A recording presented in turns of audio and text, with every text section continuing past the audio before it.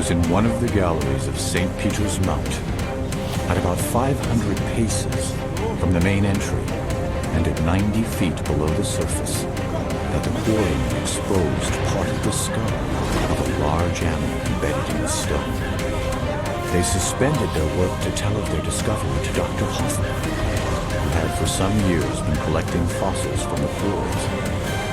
Dr. Hoffman, observing the specimen to be the most important that had yet been discovered, took every precaution to preserve it in one piece. After having succeeded in removing the large block of stone surrounding it and reducing the mass to a proper condition, it was transported to his home in triumph.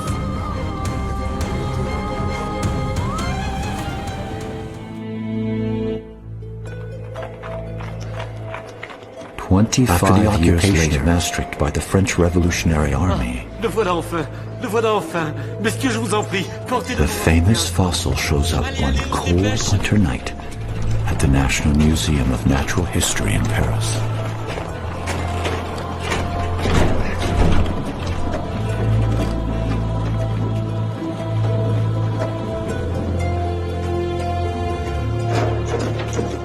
Et faites attention, c'est inestimable. This strange thing they called at the time the unknown animal of Maastricht started to raise interest among the scientific community. Ils arrivent. Allons, allons. Encore un effort. Sur la table. En douceur. Allez, messieurs, ouvrez-moi cette caisse. Oui, c'est cela, ouvrez la caisse. Mais faites très, très attention. Messieurs, en même temps. What they discovered that night looked unlike any known living creature.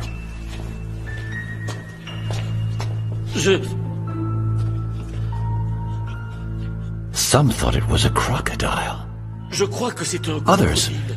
believed it to be a whale. Ce doit être plutôt Neither the shape of its une teeth baleine. nor the size of the jaws Regardez ses dents. helped them to determine its true identity. Mais c'est beaucoup trop gros pour un crocodile.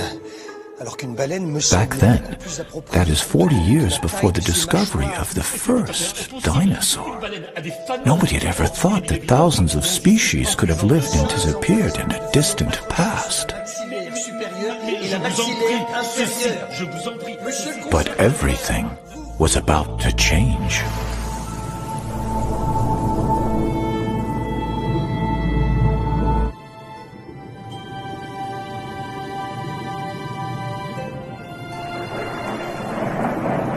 I'm sure marine dinosaurs still exist. My apologies for intruding upon your thoughts, mademoiselle. But strictly speaking, only reptiles that walked on dry land are called dinosaurs. If they lived under the water, they are called marine reptiles. And they all disappeared a very, very long time ago. What happened? You'll see, Julie.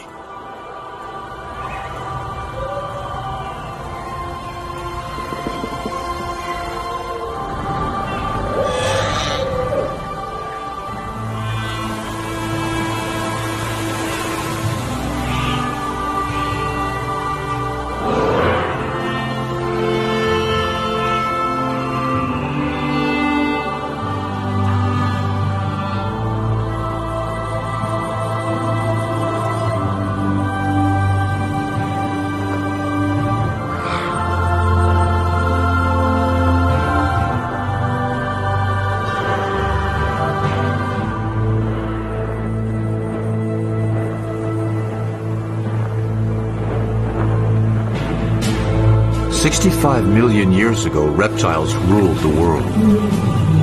On land. In the air.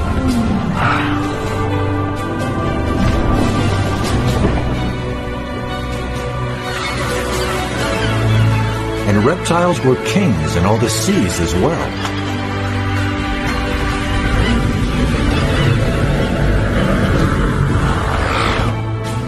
But then came a great cataclysm from outer space. An asteroid 12 miles in diameter struck the Earth. This asteroid's massive impact unleashed the power of more than 100 atomic bombs. The sky went dark, and the Earth's climate changed drastically. 70% of all life on the planet perished. And with the end of the dinosaurs, it was also the end of the reign of the reptile in the sea world. And when did you say that happened? 65 million years ago. So then humans came right after that? Humans will come a little later. How much later? 65 million years. You're kidding. Modern humans like you and I only appeared barely 200,000 years ago. In comparison to the age of the Earth, that's a blink of the eye. 200,000 years? An instant in geological time. Somewhat difficult to comprehend, is it not? Comparing thousands and millions and even billions of years. Don't you agree? Then follow me, Julie. And when you want to stop time, say stop. Stop? All right then, forward to the past.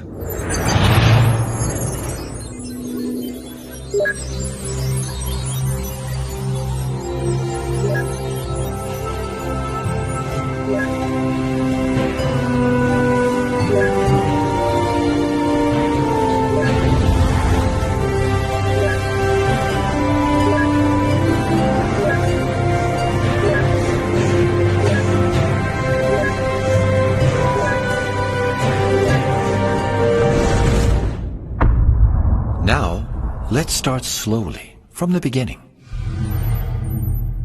Earth forms 4.5 billion years ago. Then life appears but remains microscopic for 3 billion years. In this time spiral, only the last turn interests us. That leads to our time. Let's consider this as a 12-hour clock. 540 million years ago, at 2 o'clock, the primary era begins. Life grows and evolves in every environment.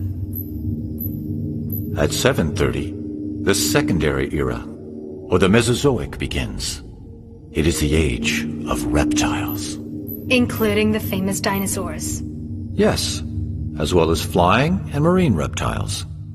The next and last era, the Cenozoic, is the age of mammals. On this clock, Homo sapiens, our minuscule species, appears just 8 seconds before 12.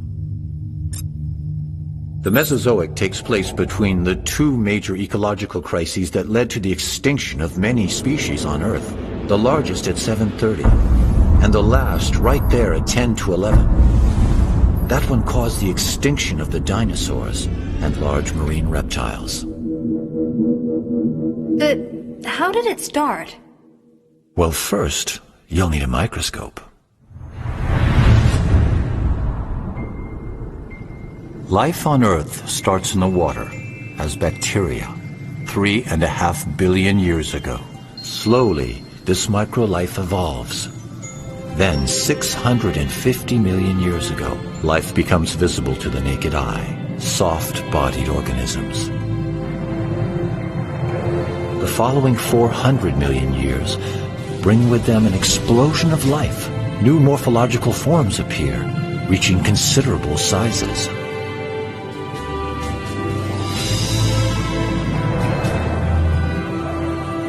And finally, amphibians follow fish with feet to conquer terra firma.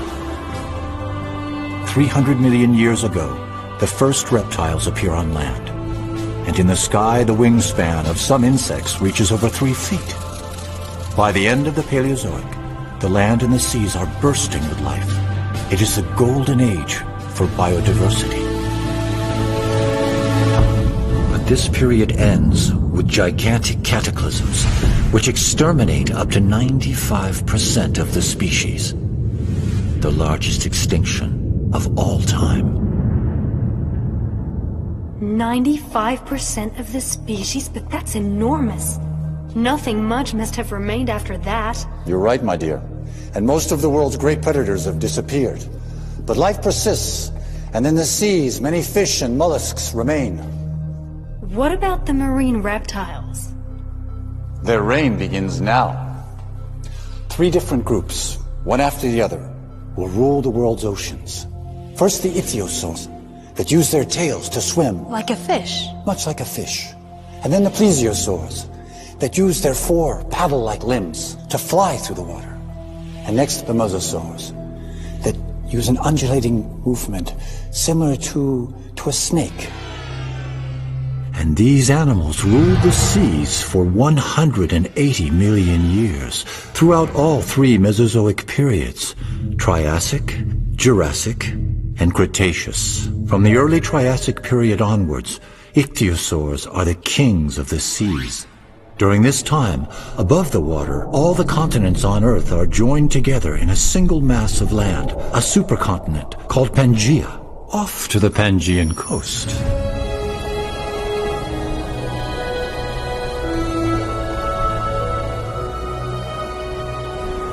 Switzerland? Yes. At this time, most of Europe is underwater, a shallow and warm sea.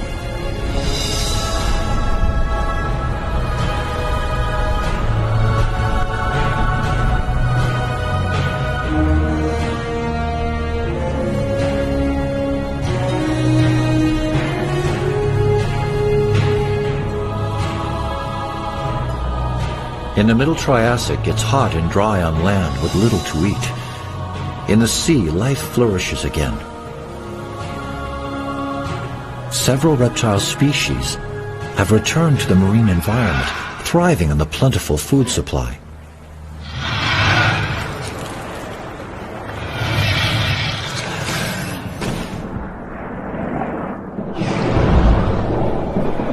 The Tanistrophes hold a world record. In proportion to their bodies, they have the longest necks ever recorded.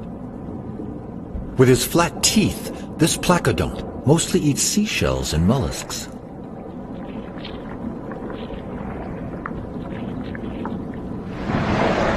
Aren't those turtles? Not at all, but they too have developed a tough armor to keep them relatively safe from the great predators of the Triassic, like the nothosaur.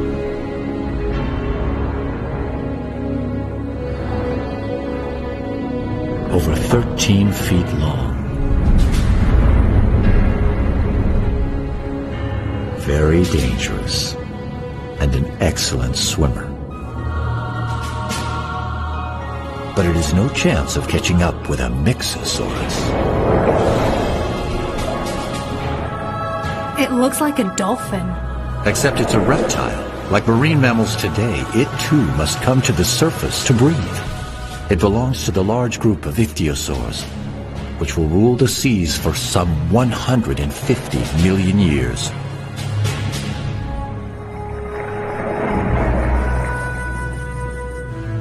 That one doesn't seem quite big enough to rule anything.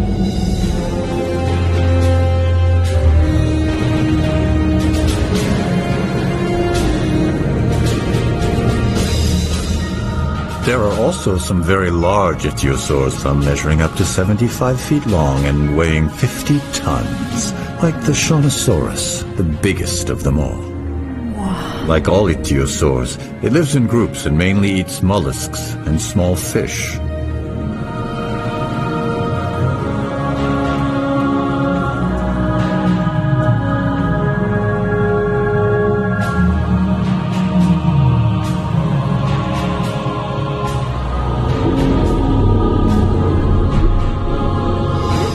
Like dolphins and whales. That's right. They are even born in a similar manner. What do you mean? Well, let's hear from an expert, the paleontologist Ryosuke Motani. He has just finished studying some very fine specimens from a famous fossil site in Germany. Many ichthyosaur fossils have been found at Holzmarden with their bones intact, and even with the imprint of the skin on the rock, which helped us to know the position of their fins. Some ichthyosaur fossils are so well preserved that we can actually see fetuses inside the mother's bodies, and some even being born. Unable to get out of the water to lay their eggs like other reptiles, ichthyosaurs gave birth in the water. The babies came out tail first, like dolphins today. Another one of the ichthyosaur's characteristics are its huge eyes, protected by donut-shaped bones, able to withstand extreme water pressure. A Jurassic ichthyosaur, the Ophthalmosaurus, stands out in the animal kingdom as having the largest eyes in proportion to its body. With these enormous eyes, it could make out its prey in the darkness of great depths.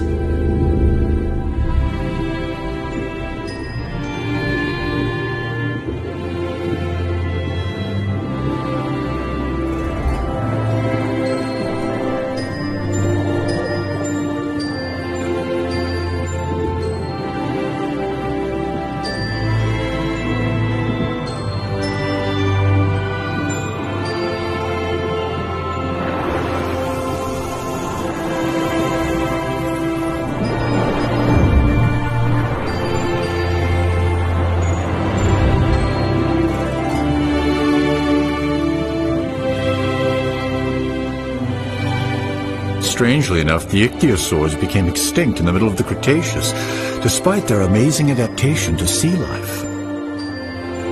But how can we know so much about species that became extinct 90 million years ago? Perhaps because of the large number and the quality of fossils left. And, of course, thanks to those who discovered them. Here we are in London, in one of the most beautiful galleries devoted to Mesozoic marine reptiles. Nathalie Baudet is currently the French expert on these animals. A long time before dinosaurs were discovered, the remains of marine reptiles had been known to fossil collectors. Mary Anning. In the early 19th century, she was a child when she started to collect fossils around her home along the Dorset coast in southern England. During her lifetime, with an amazingly sharp eye, she found some of the most famous fossils, ichthyosaur and plesiosaur, exhibited here at the Natural History Museum of London. One of the most complete plesiosaur skeletons ever found was Romelosaurus.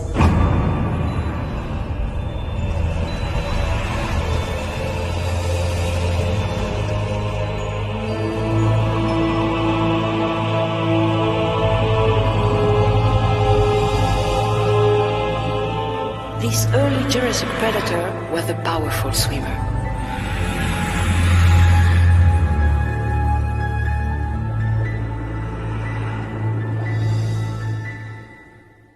During the Jurassic period, a new group of marine reptiles takes over, the plesiosaurs.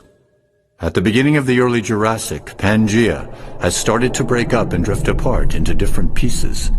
It is still hot, but the climate is becoming much more humid. Such conditions are perfectly suited to the development of life all over the world.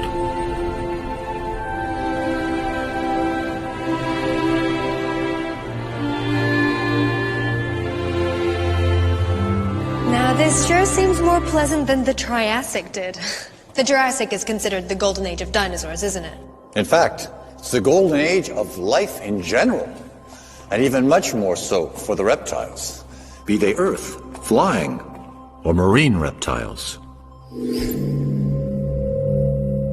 With their 4 strong paddles, plesiosaurs soon become the new kings of the seas. The first dinosaur to be named is Megalosaurus, which means great lizard in Latin. A well-deserved name for a 30-foot-long carnivore with a huge appetite. Mollusks like ammonites and belemnites experience an unprecedented growth and are on the menu of most marine predators.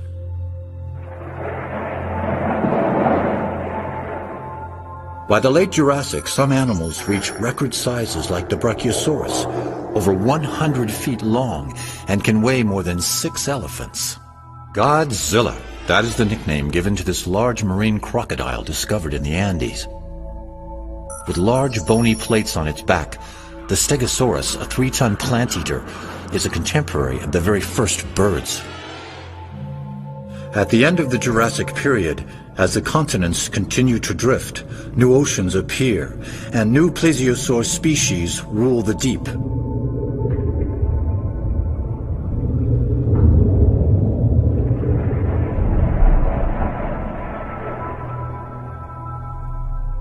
The Liopleurodon is most likely one of the largest ocean predators of the Mesozoic, measuring 49 feet or more. That big? Here, this is one of its teeth. It's for you.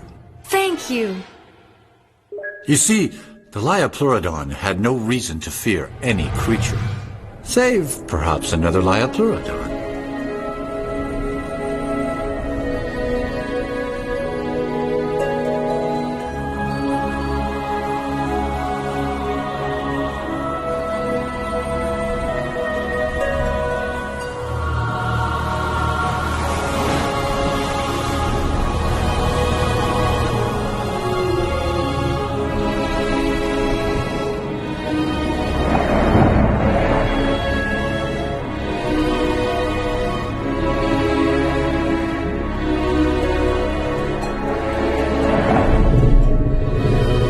Here is a pair of Liopleurodon. The male is attempting to court the female. Look at her. 50 feet of sheer muscle, 4 deadly paddle-like limbs, and jaws about 10 feet long that hold teeth, even bigger than the one I gave you.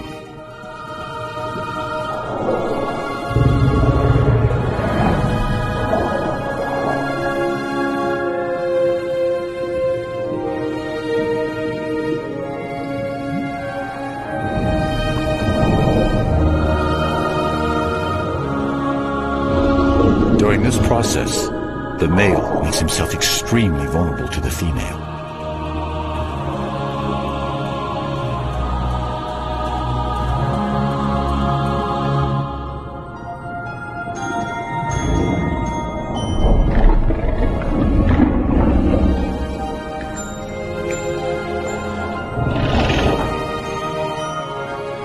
It seems to have worked.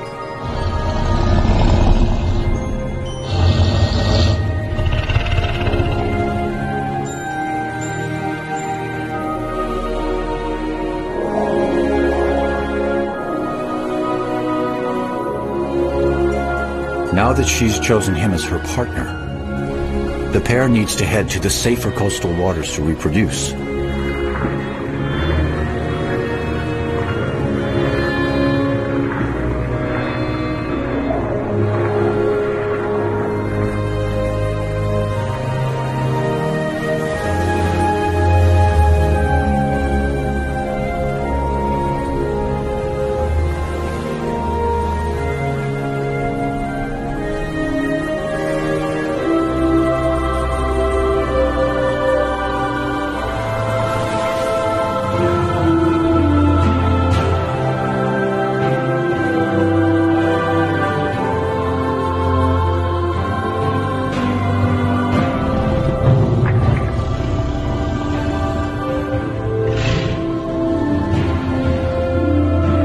Like sharks, the male Liopleurodon holds on to the female while mating.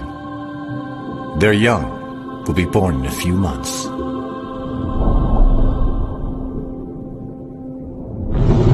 What happened? It seems that upon separating, she has accidentally injured his eye. The pain has made him lose consciousness for a while. In the end, though, the Liopleurodon remains a super predator that lives alone.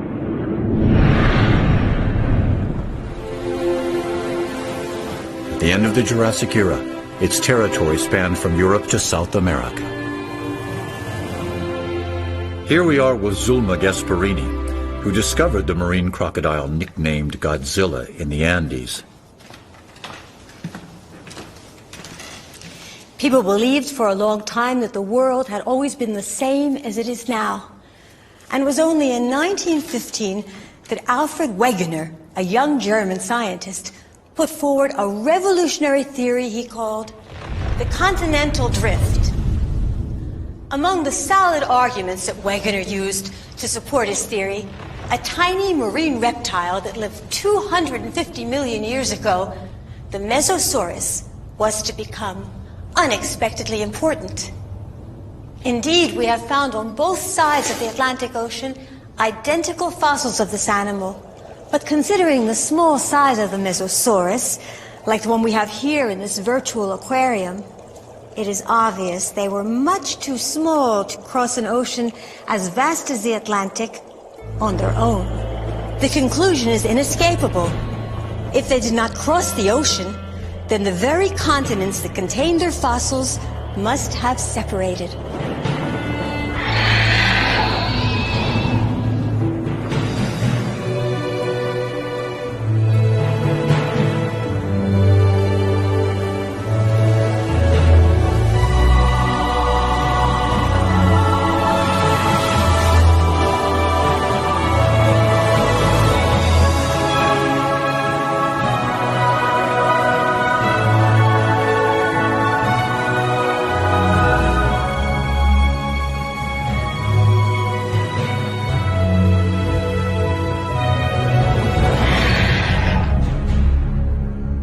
The Jurassic was the age of giant animals. The Leedsichthys is approximately 100 feet long, probably the largest fish of all time.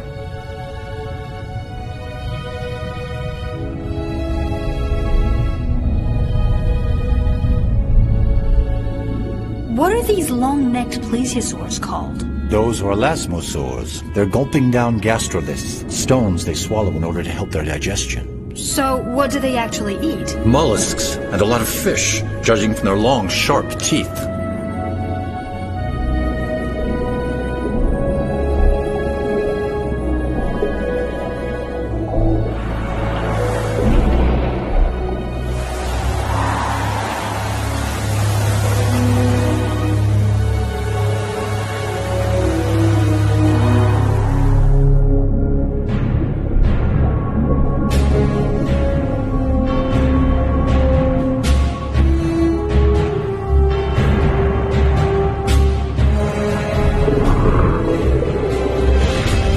I believe that's the male Liopleurodon that was wounded some time back. Oh yes. With one eye missing, it's not easy.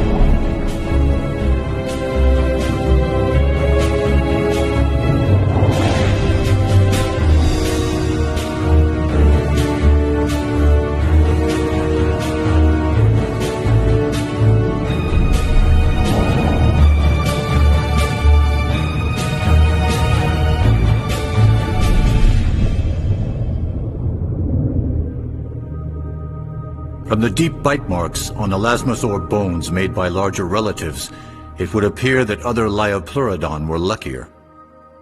30 million years later, Kronosaurus took Liopleurodon's place at the top of the marine food chain. Kronosaurus remains were first discovered in Australia during the 1930s. A 13-foot-long skull with 10-foot jaws, armed with dagger-like teeth. To tell us more about plesiosaurs, here's Dr. Benjamin Keir, an Australian expert on these animals. Marine reptiles' remains have been found on every continent, particularly those of plesiosaurs. Up to 46 feet in length, they were magnificent ocean-dwelling reptiles that flew gracefully through the water with 4 massive paddles. The order Plesiosauria was large and varied. It's been broadly divided into 2 superfamilies based on their overall body structure. Some of them, thanks to their large heads and powerful short necks, were the super predators of their time, like Kronosaurus. Others were the complete opposite, with tiny heads at the end of extra long necks, such as Elasmosaurus. plesiosaurs lasted as long as the dinosaurs, until the end of Cretaceous, 65 billion years ago.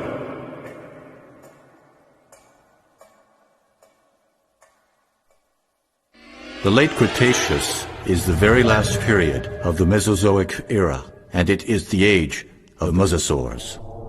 The land masses of the Earth have nearly reached their present positions. The interior seas of the Americas retreat, but Europe is still partly covered by shallow waters.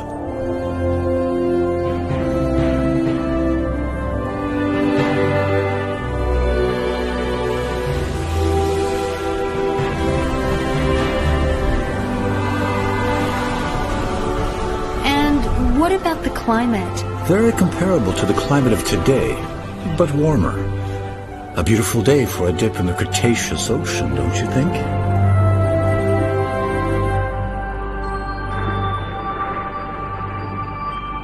As has been the case for millions of years, mollusks are still a favorite meal for most predators.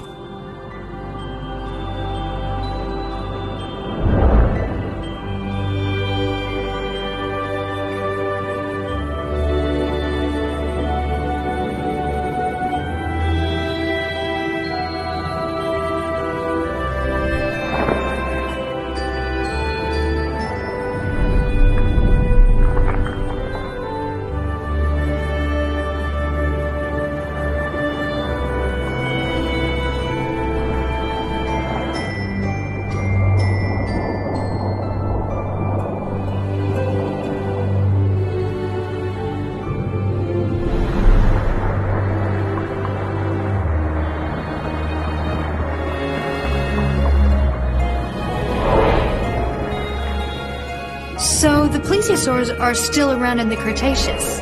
Indeed, there are some, but they are no longer at the top of the ocean's food chain, a place now disputed by the two greatest predators of this era.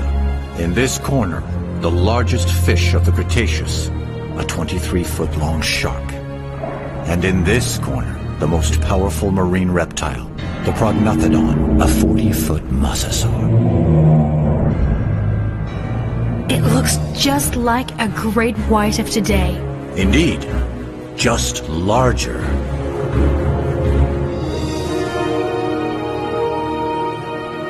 But the shark is never going to measure up to that. We can't be too sure. You see, it has a distinct edge over its opponent. The shark doesn't need to come up to the surface to breathe, so...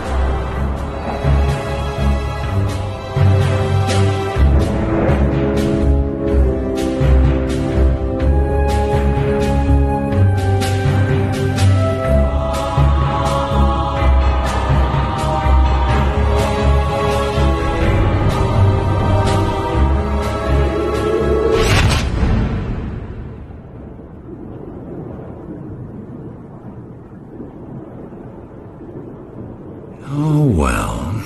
I told you the mosasaur was going to win. This time, yes. But it wasn't always the case. We've even found shark teeth embedded in mosasaur bones. So the sharks did get their teeth into them from time to time. By the way, wasn't it a mosasaur that was found in a mine back in the 18th century?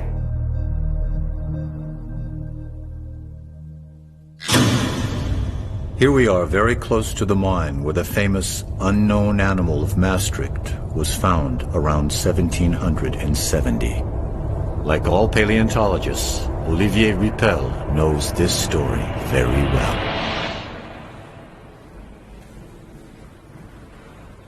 In 1795, when the fossilized mosasaur of Maastricht arrived in Paris, Georges Cuvier was a young 26-year-old anatomist who had just started working there at the Museum of Natural History. This skull was the first great fossil ever to be thoroughly studied by scientists who found it quite difficult to classify this creature. But it was Georges Cuvier who would provide the solution based on comparative anatomy. The reptile from the Meuse River, the mosasaur, was a giant sea lizard, a close relative of the monitor lizards. But this species became completely extinct before the dawn of time. And so, the mosasaur helped to support Cuvier's hypothesis that several universal cataclysms occurred on Earth in the distant past. And thanks in part to this large animal, Georges Cuvier is recognized today as the father of paleontology.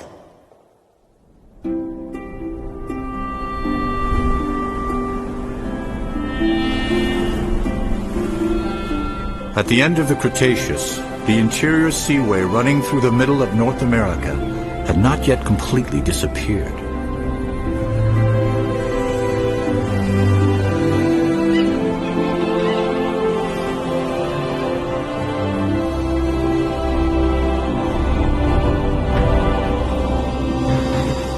So there are sharks on the other side of the Atlantic as well. In addition to marine reptiles, they are found in all the oceans. Contrary to dinosaurs, marine animals don't have any borders.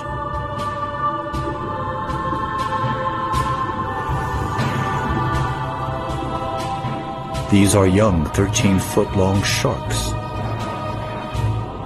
After hours of laying her eggs on the beach, this turtle is exhausted. Easy prey for starving sharks.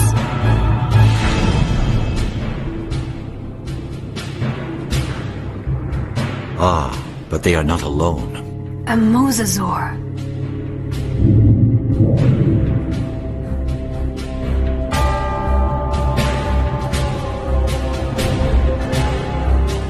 This large predator truly is the marine equivalent of the famous T-Rex.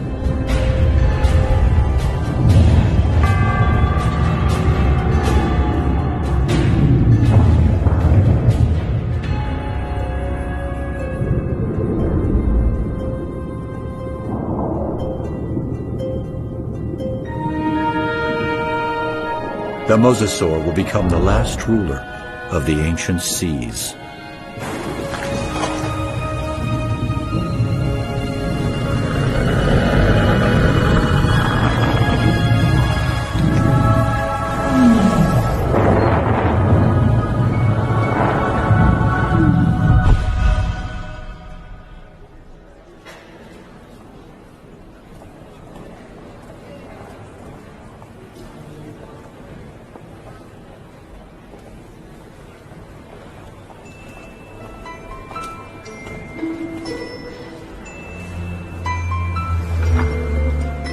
This is one of its teeth. It's for you.